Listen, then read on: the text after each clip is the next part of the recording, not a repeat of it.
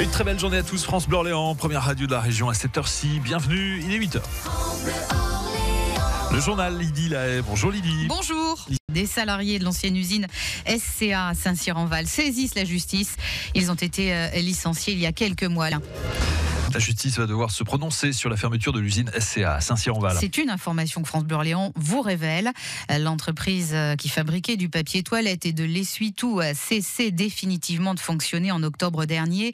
119 salariés ont été licenciés. La moitié d'entre eux ont décidé de ne pas en rester là. Ils viennent de déposer un dossier au prud'homme pour prouver que leur licenciement ne repose sur aucun motif économique sérieux, François Guéroux. À ce jour, ils sont 62 anciens salariés de SCA à avoir saisi le Conseil des prud'hommes d'Orléans.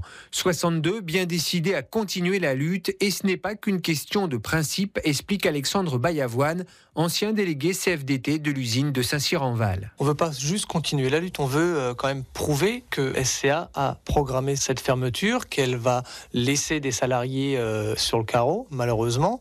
Donc on a engagé ces actions-là pour ça. Le groupe suédois a justifié les licenciements en raison d'une menace sur sa compétitivité. Cela ne tient pas, affirme Alexandre Bayavoine. Il y a un groupe comme SCA qui fait sa meilleure année en 2014, qui, on le voit, sur 2015, apparemment est parti sur la même base, voire en augmentation. On ne peut pas licencier pour un motif économique. L'action en justice repose aussi sur un autre motif, la mauvaise volonté du groupe pour chercher un repreneur. Christophe Compère est l'ancien secrétaire du CE. On peut même dire carrément que SCA ne voulait surtout pas de repreneur, du moins d'un repreneur qui soit concurrent, qui soit dans le papier. Quand vous voulez pas que ça soit repris, faites tout pour pas que ça soit repris, et c'est un petit peu ce qui s'est passé. On dégoûte les gens, et quand on dit bon ça vaut rien, c'est zéro, cette usine-là, les repreneurs ils viennent, ils regardent et puis ils trouvent autre chose. Et sur les 119 salariés, seulement 17 ont retrouvé un CDI, un contrat à durée indéterminée, 5 ont été reclassés en interne, 4 sont en CDD, 8 font de l'intérim.